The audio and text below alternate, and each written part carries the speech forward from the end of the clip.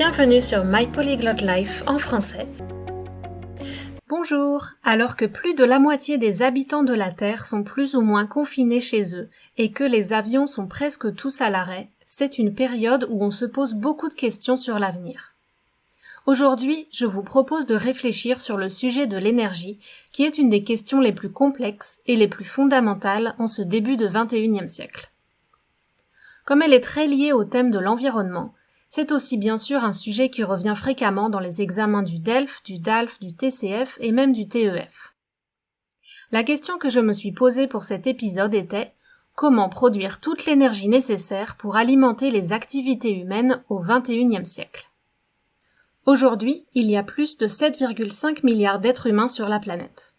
Ce nombre ne cesse d'augmenter et notre consommation d'énergie connaît une croissance exponentielle. Or, nous savons que les ressources naturelles de la planète sont limitées, en particulier celles qui permettent de produire les énergies fossiles qui alimentent toutes nos activités. Les conséquences sur l'environnement sont également dramatiques. Depuis plus de 30 ans, les scientifiques tentent d'alerter les dirigeants et l'opinion publique. Ils annoncent des catastrophes à venir, mais soit on les accuse de jouer les Cassandres, c'est-à-dire d'être trop pessimistes, soit on les ignore pour privilégier la croissance économique. Il paraît donc évident que l'une des problématiques les plus pressantes du XXIe siècle est de trouver les ressources en énergie nécessaires pour que la vie humaine puisse continuer dans les meilleures conditions possibles pendant de nombreuses années sur la planète Terre. Dans cet épisode, je présenterai tout d'abord le modèle qui a prévalu ces dernières décennies depuis la révolution industrielle, puis, dans un second temps, j'examinerai les différentes options qui s'offrent à nous pour l'avenir, en parlant du nucléaire et des énergies renouvelables. Enfin, je défendrai la thèse qu'il ne suffit pas simplement de remplacer des énergies fossiles par des énergies renouvelables, mais qu'il est probablement nécessaire de repenser complètement notre modèle de développement. À l'heure où on parle beaucoup de transition énergétique, il est important de faire un état des lieux et d'examiner le système actuel. Tout d'abord, il faut savoir qu'il est basé presque exclusivement sur les énergies fossiles. Les principales sont le charbon, le gaz et le pétrole. On doit extraire ces matières premières du sol et les transformer ensuite en énergie au moyen d'infrastructures coûteuses. Elles sont composées d'atomes de carbone et leur combustion, le fait de les chauffer pour produire de l'énergie, relâche dans l'atmosphère du CO2, connu sous le nom de gaz carbonique. On les appelle non renouvelables car il n'y a pas de création de nouvelles ressources. Elles ont été emprisonnées dans les sols où se sont formées il y a des millénaires lorsque la Terre a connu des changements géologiques. Cela signifie que les réserves que nous avons continuent de diminuer au fur et à mesure que nous les utilisons.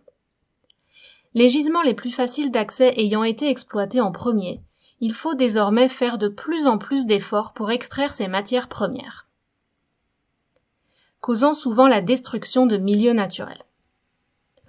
On peut citer l'exemple des sables bitumineux et du fracking ou fracturation hydraulique au Canada. Dans le premier cas, contrairement aux puits de pétrole classiques, on doit séparer un pétrole semi-solide d'une terre composée de sable, d'argile et d'eau. Dans le deuxième cas, il s'agit d'extraire du gaz naturel de couches de schiste. Dans les deux cas, ce sont des techniques peu efficaces. Elles demandent un haut niveau d'effort et d'investissement pour un rendement faible. Mais quand les sources les plus évidentes ne sont pas disponibles, cela devient tout de même rentable. Par ailleurs, la question du transport de ces matières dangereuses est un sujet de débat intense où s'affrontent les partisans d'un développement économique immédiat et les défenseurs de l'environnement. Ceux-ci dénoncent à la fois les dommages déjà causés aux forêts, aux eaux, au sol et à la biodiversité, ainsi que la pollution inévitable en cas de fuite ou d'accident. Alors pourquoi en sommes-nous réduits à faire autant d'efforts pour fabriquer de l'énergie ? Tout simplement car nous sommes pris dans une sorte de cercle vicieux. La révolution industrielle du XIXe siècle est née de la révolution énergétique. Avant 1850, les moyens de produire de l'énergie étaient surtout mécaniques. La force de nos muscles, celle des animaux, la force de l'eau ou du vent qui alimentait des roues ou des moulins, mais nous n'avions pas ou peu de possibilités de stocker cette énergie. À partir du moment où on a découvert comment utiliser le charbon, tout a changé. Soudain, on a pu utiliser de petites quantités d'une matière qu'on pouvait facilement stocker pour produire une grande quantité d'énergie. Ensuite, on a apprivoisé le gaz et le pétrole. Ce sont ces nouvelles technologies qui ont permis d'évoluer vers la société que nous connaissons actuellement. L'invention de l'électricité a permis de créer des machines grâce auxquelles on a automatisé certains procédés dans l'agriculture et l'industrie. Ceci a libéré du temps et de plus en plus de personnes ont pu étudier et avoir une chance de créer encore plus de nouvelles inventions. Par exemple, la machine à laver a révolutionné la condition féminine en éliminant le besoin de passer de nombreuses heures à laver les vêtements de toute la famille. Le développement de l'éducation a également permis d'améliorer l'hygiène et les services médicaux. Par conséquent, la mortalité infantile ayant diminué et l'espérance de vie ayant augmenté, la population mondiale a explosé. Le développement économique enregistré depuis la révolution industrielle a favorisé l'émergence d'une classe moyenne dans de nombreux pays. Cette population s'est mise à voyager et à consommer beaucoup. Les industries automobiles, aériennes et du tourisme ont connu un véritable boom. De plus, de nouveaux moyens de transport comme la voiture à moteur, le train à vapeur puis électrique et l'avion ont permis d'accroître la mobilité des populations et les échanges commerciaux. Toutefois, toutes ces nouvelles tendances sont très énergivores et néfastes pour l'environnement. Ainsi, les possibilités offertes par les énergies fossiles et l'augmentation du nombre d'humains sur Terre ont causé une hausse exponentielle de la demande qui n'est pas sans poser problème. Aujourd'hui, pour satisfaire les besoins de toutes les populations, on estime qu'il faudrait 2,7 planètes si le monde entier vivait comme les Français, et jusqu'à 5 planètes si on adoptait tous le mode de vie américain. Des études montrent que les niveaux de pollution actuels causent la mort prématurée de millions de personnes chaque année. Il coûte donc de plus en plus cher de produire une unité d'énergie fossile. On commence aussi à entrevoir la fin des stocks dans quelques dizaines d'années. Alors, quelles sont les alternatives envisagées ? Premièrement, une énergie qui compte beaucoup d'adeptes depuis les années 1970 est le nucléaire. En France, depuis la première crise pétrolière, l'État a encouragé le développement de l'énergie nucléaire. Il y a même un slogan célèbre qu'on utilise quand on veut souligner que les Français savent être créatifs. Il dit que « on n'a pas de pétrole, mais on a des idées ». Aujourd'hui en France, 75% de l'énergie produite est de source nucléaire. C'est le pays où il y a le plus de centrales par habitant dans le monde, mais certains hivers, quand les températures sont basses comme en 2018, c'est tout juste suffisant pour couvrir nos besoins. À l'avenir, selon le modèle actuel, il faudrait donc construire plus de centrales. Mais la population ne voit pas cela d'un bon œil.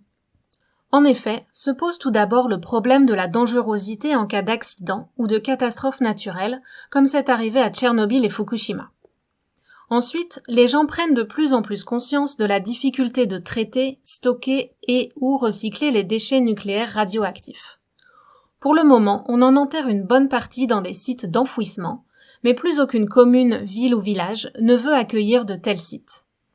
On rechigne aussi à permettre à tous les pays d'utiliser cette technologie, car elle pourrait être détournée à des fins militaires. Le nucléaire n'apparaît pas comme la solution idéale. Pourtant, certains pays comme la Finlande ont choisi de développer cette technologie décarbonée, c'est-à-dire qui ne produit pas de CO2, pour réduire leurs émissions de gaz à effet de serre. Il est difficile de se passer complètement des énergies fossiles ou nucléaires, car notre société en dépend pour sa survie. La question de la production d'énergie est complexe. Si on arrêtait le système actuel du jour au lendemain, ce serait l'effondrement certain. Toutefois, le jour du dépassement, le jour de l'année où nous avons consommé toutes les ressources disponibles de la Terre, arrive chaque année plus tôt. Notre consommation globale d'énergie depuis 1950 a été multipliée par 27, et la tendance n'est pas à la baisse. Tous les services que nous utilisons au quotidien, comme les emails, le streaming et le stockage en ligne sur le cloud, sont très gourmands en énergie. Nous multiplions aussi les voyages en avion sans nous préoccuper des ressources que cela demande. Des groupes d'experts internationaux de scientifiques comme le GIEC, groupe d'experts intergouvernemental sur l'évolution du climat, tirent la sonnette d'alarme depuis de nombreuses années. Ce groupe a été créé à la demande des pays membres du G7 en 1988. Il montre que nous devons absolument réduire notre empreinte carbone, c'est-à-dire la quantité de gaz carbonique que nous émettons. Comme les énergies fossiles sont les principales responsables de ces gaz à effet de serre qui accélèrent le réchauffement climatique, nous sommes actuellement dans une période de transition énergétique pour remplacer les hydrocarbures.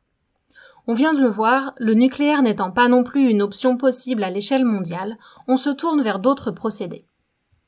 Dès lors, les énergies renouvelables apparaissent comme la meilleure, voire la seule alternative. Voyons maintenant quelles sources on envisage pour fabriquer une énergie durable et écologique, leurs avantages et leurs inconvénients.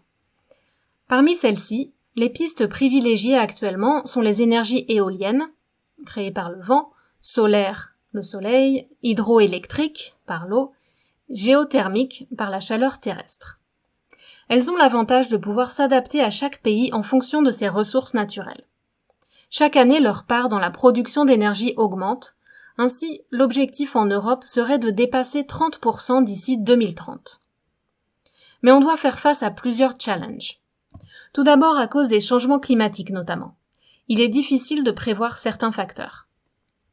Par exemple, les pays nordiques traditionnellement alimentés en grande partie par l'énergie hydroélectrique ont connu récemment des périodes de sécheresse prolongées, comme en 2018. Ensuite, il y a des problèmes liés aux infrastructures, entre autres les éoliennes, qui prennent de l'espace au sol et risquent d'empiéter sur les terres agricoles. Il est aussi possible qu'elles perturbent la faune marine si elles sont en mer. Par ailleurs, leurs effets à long terme sont inconnus car nous n'avons pas assez de recul pour évaluer l'impact du son et des vibrations émises sur les êtres vivants aux alentours. À ceci s'ajoute que toute fabrication d'énergie demande des capacités de stockage. Un autre problème se pose donc, celui de l'utilisation de métaux rares dans la fabrication des batteries. Ces métaux sont eux-mêmes des ressources non renouvelables et ont des points communs avec les énergies fossiles en termes d'exploitation des personnes, de dommages environnementaux, de gestion des déchets et d'épuisement des stocks. On voit que, même en admettant que nous mettions au point des avions électriques, il n'en reste pas moins qu'il faudrait quand même produire durablement l'énergie nécessaire pour les alimenter. Si on se contente de remplacer les énergies fossiles par des énergies propres, nous déplaçons simplement le problème. En France, nous sommes à la croisée des chemins. Le parc nucléaire commence à dater, il a plus de 50 ans, donc il va requérir de lourds investissements dans les années à venir si on veut le maintenir en état. Les partisans des énergies alternatives proposent que ces investissements soient redirigés vers des énergies propres, par opposition aux énergies fossiles. Mais je pense que la question est en réalité plus complexe que ça. Comme nous venons de le voir, il apparaît donc qu'il n'y a pas de solution miracle et évidente. À partir de ce constat, il semble nécessaire que les pays s'unissent pour atteindre un objectif commun, en trouvant des compromis entre développement économique et respect de l'environnement. En effet, selon moi, un changement radical des mentalités et des comportements est nécessaire. Face à un problème global, il n'est pas possible que chaque pays adopte une réponse individualiste. C'est là l'un des plus grands défis auxquels nous faisons face, car cela va à l'encontre du concept de souveraineté nationale. Normalement, l'État doit protéger ses citoyens contre d'autres, aux intérêts potentiellement opposés. Pourtant, il me semble qu'à l'heure actuelle, les intérêts communs à toutes les populations devraient dépasser les oppositions. Nous devrions tous faire front pour sauvegarder la planète et garantir des conditions de vie décentes pour tous les peuples.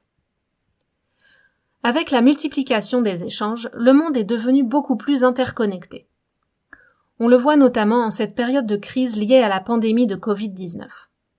On ne peut plus complètement fermer les frontières et se replier sur soi-même. Aucun pays n'est autosuffisant, c'est-à-dire que chaque pays dépend d'autres pays pour l'importation et l'exportation de matières premières ou de produits finis. Ce que nous peinons à réaliser, c'est que les dommages environnementaux créés par le système énergétique actuel auront aussi des répercussions sur tous les pays, y compris chez nous, les pays développés. En provoquant des déplacements de population massifs et même probablement d'autres épidémies, les pays du Nord devront en gérer les conséquences. Cela implique de trouver des ressources pour s'occuper de ces nouveaux habitants. La transition énergétique ne peut, à mon avis, être un succès que si c'est une démarche globale. Les dirigeants internationaux sont malheureusement très timides dans ce domaine. Chacun veille surtout à protéger ses propres intérêts et il y a un manque de continuité. Les mandats politiques sont très courts, tandis que les enjeux dont on parle se placent sur du très long terme. En outre, les grandes entreprises du secteur énergétique ont un immense pouvoir financier et de lobbying pour protéger leurs avantages. On constate que même les pays européens peinent à se mettre d'accord sur les conditions d'un Green Deal, alors cela laisse peu d'espoir au niveau mondial. Toutefois, la crise du Covid-19 nous force à remettre en question les méthodes de production. Bien sûr, en ce moment, pour les États, il s'agit d'assurer leur autosuffisance en cas de fermeture des frontières ou de l'arrêt d'industries clés dans les principaux pays producteurs, principalement en Chine et dans le reste de l'Asie. Mais on sait que ces échanges internationaux sont aussi responsables d'une grande partie des émissions de gaz à effet de serre. Se recentrer sur une production et un achat plus local permettrait du même coup de réduire notre empreinte énergétique. Cela ne signifie pas qu'il faille arrêter tous les échanges, mais il faut les repenser. Pour éviter qu'un seul pays ou un petit groupe d'entre eux domine le secteur de l'énergie, je pense qu'il est essentiel de travailler vers une plus grande coopération internationale avec un organisme indépendant au service de la planète. Il serait notamment chargé de piloter une vraie transition énergétique. Pourquoi pas même envisager de créer un droit d'ingérence environnementale ? Le partage des savoirs et des technologies doit se mettre au service de l'humanité si l'on veut continuer à profiter de notre belle planète. C'est là l'une des clés de la transition énergétique. Face à la difficulté de mettre en place un système international, il paraît plus probable que dans l'immédiat, les changements se produisent au niveau local et individuel. L'un des points primordiaux de la transition énergétique est la recherche de l'efficience maximale. L'efficience consiste à optimiser l'utilisation des ressources, tandis que l'efficacité est le fait d'atteindre un objectif fixé avec les moyens utilisés. L'efficience repose sur 2 points. D'une part, comment produire plus en utilisant moins de ressources ? Ça, c'est la partie scientifique et recherche et développement. Et d'autre part, comment limiter le gaspillage ? Et ça nous concerne tous. Le gaspillage, c'est quand on produit quelque chose mais que personne ne l'utilise. On aurait donc pu utiliser moins de ressources. C'est par exemple le cas des enseignes lumineuses publicitaires qui restent allumées en permanence même au milieu de la nuit. Ça, c'est du gaspillage. Citons encore les serveurs informatiques utilisés pour stocker nos archives d'emails qu'on ne lira plus jamais. Des acteurs privés peuvent choisir de développer des technologies moins gourmandes en énergie ou encore des systèmes pour réduire le gaspillage. Les collectivités locales, avec le soutien de leurs habitants, peuvent encourager des initiatives avec le même objectif. Par exemple, quand je vois la différence entre l'isolation thermique des maisons en France et au Canada, il y a ici des pistes d'amélioration évidentes. En effet, la France a dû développer des idées créatives dès les années 70 pour pallier le manque de pétrole. En revanche, au Canada, même si l'hiver est très froid, il y a beaucoup d'air qui entre dans les maisons. Donc il faut utiliser une plus grande quantité de chauffage. Comme le bois y est disponible en abondance, ce n'était pas une priorité de construire des bâtiments efficaces pour la conservation de l'énergie. Je crois que ça choque tous les Français qui viennent vivre au Canada. Au niveau de la construction de nouveaux bâtiments et de l'urbanisme, ces nouvelles contraintes sont maintenant intégrées dans les cahiers des charges et l'objectif est de construire le plus de structures passives au niveau énergétique. Cela signifie qu'elles emmagasinent de l'énergie qu'elles redistribuent ensuite, par exemple au moyen de panneaux solaires, de toits verts, de systèmes de ventilation. En diminuant le gaspillage, on va automatiquement améliorer l'efficience énergétique. Quant aux individus comme vous et moi, nous pouvons continuer de nous informer sur le sujet et partager nos connaissances. Nous devons réfléchir à nos comportements et donner l'exemple. Peut-être devrons-nous nous priver de quelques petits plaisirs énergivores qui nous paraissaient essentiels pour que d'autres, dans des pays moins privilégiés, puissent vivre une amélioration de leurs conditions de vie. Par exemple, on pourrait s'interroger sur la nécessité de prendre autant l'avion. On veut tout de suite, mais on devra peut-être réapprendre la patience. Il faut aussi réfléchir aux implications de nos actions. On nomme généralement l'appel à diminuer la consommation la décroissance. Mais est-ce vraiment possible de la réduire drastiquement sans provoquer des pertes d'emploi, par exemple ? Il faut sans doute privilégier une autre forme de consommation. L'épisode du Covid-19 nous permettra peut-être de redéfinir les contours de ce qu'on considère comme essentiel, de modifier les habitudes et de repartir sur des bases plus saines. Nous pouvons influencer les politiques publiques et les stratégies des entreprises. C'est la loi de l'offre et de la demande. S'il y a une demande pour des alternatives, l'offre s'adaptera. En conclusion, le modèle économique basé sur les énergies fossiles a certes permis de réaliser d'immenses progrès, mais il a aussi provoqué des changements climatiques aux conséquences graves. De plus, on fait face à la perspective d'un épuisement des matières premières. Le nucléaire était jusqu'ici l'alternative privilégiée, mais pour diverses raisons, on ne peut pas envisager d'en faire le pilier principal de la production d'énergie mondiale. On doit admettre que le modèle en vigueur depuis la révolution industrielle est arrivé en bout de course. Cependant, comme je viens de vous l'exposer, à mon avis, la question de la production d'énergie représente une vision partielle du problème. Il faut bien sûr s'interroger sur les méthodes utilisées pour produire l'énergie dont nous avons besoin. Il faut mettre en place des moyens efficaces, éthiques et durables. Toutefois, je pense qu'on doit avant tout réfléchir à notre mode de consommation et au modèle sociétal que nous voulons.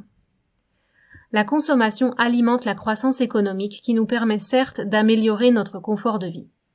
En revanche, cela a un effet pervers. Nous nous voyons obligés de continuer, comme le hamster dans sa roue, à consommer et à produire toujours plus. Pourtant, nous vivons en fait à crédit, en utilisant des ressources que nos descendants, nos enfants n'auront plus dans le futur. On peut craindre que si on remplace simplement les énergies fossiles par les énergies renouvelables, on continuera nos comportements excessifs et on créera de nouveaux problèmes. D'après moi, il y a une nécessité de régulation et de coopération internationale dans le secteur de l'énergie, avec pour objectif d'assurer le bien-être de la planète et celui de l'humanité dans son ensemble. En attendant, au niveau individuel, nous pouvons apporter notre pierre à l'édifice. Nous devons prendre conscience que les ressources naturelles sont précieuses. On devrait donc s'assurer que nos actions n'entraînent pas une surutilisation ou un gaspillage, et exiger des actions concrètes de nos dirigeants. Voilà, si vous aimez ce podcast, n'oubliez pas de vous abonner et d'en parler autour de vous, et je vous dis à très bientôt sur My Polyglot Life en français.